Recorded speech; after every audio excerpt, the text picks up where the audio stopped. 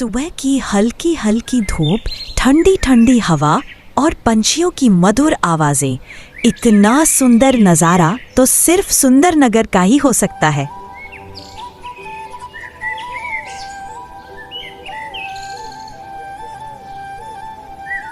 इसी सुंदरनगर में शंभू चाचा रहते थे।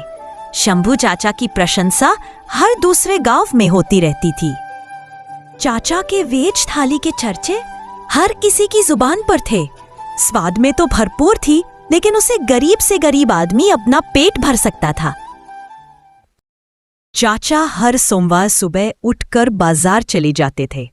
वे हमेशा 10 किलो पनीर, 10 किलो चावल और 5 किलो मिठाई भी लाते थे और आकर बहुत ही प्रेम से अपने चाहने वालों के लिए खाना तैयार करते थे।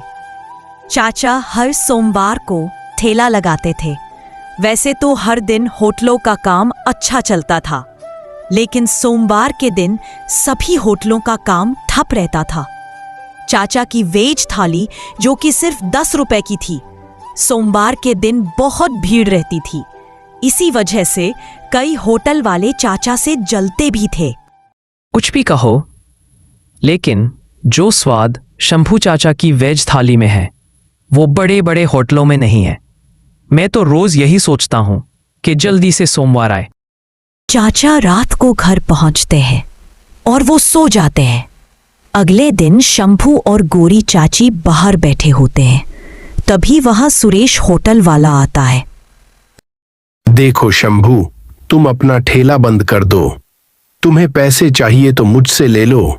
तुम्हारी वजह से बहुत नुकसान होता है मेरा। अपना ठेला बंद कर दो, वरना सीधी उंगली से घी नहीं निकलता। तो मुझे उंगली टेढ़ी भी करनी आती है। देखो सुरेश, मुझे पैसे का कोई लालच नहीं है। मैं ये ठेला बस इसलिए लगाता हूं ताकि गरीबों का भी पेट भर सके। सिर्फ सोमवार को ही तो लगाता हूं, बाकी के दिन तो अच्छी कमाई होती है तुम्हारी। मैं ठेला बंद नहीं करूंगा। चाचा टहलने के लिए बाहर जाते हैं। वहां लोग बैठे होते हैं।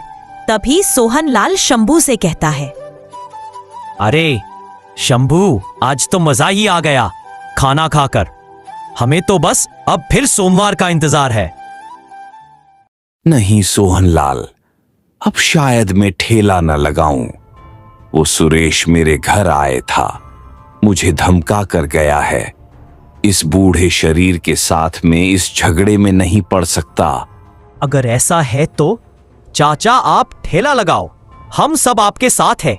देखते हैं क्या कर लेगा वो सुरेश। हर सोमवार के जैसे शंभू चाचा बाजार चले जाते हैं और सारा सामान ले आते हैं। शंभू फिर खाना बनाकर अपना ठेला लगाने जाता है। लोगों की भीड़ उमड़ी होती है। शंभू ठेला लगा ही रहा होता है।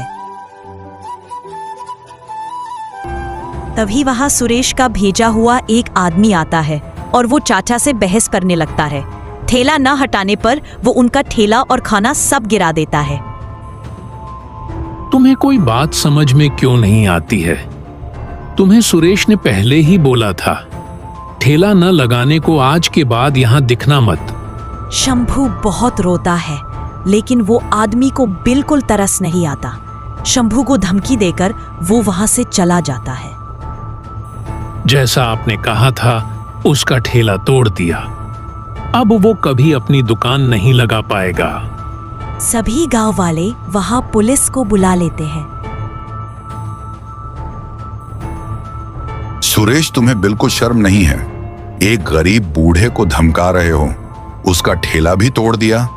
तुम अपने होटल पर महंगा खाना बेचते हो, वो भी बिना स्वाद का। हर कोई स्वाद ढूंढता है और वो स्वाद शंभू चाचा के थाली में है। बहुत हो गया, अब चलो अपना होटल जेल में लगाना। कांस्टेबल ले चलो इन दोनों को। ऐसे लालची लोगों के साथ यही होना चाहिए।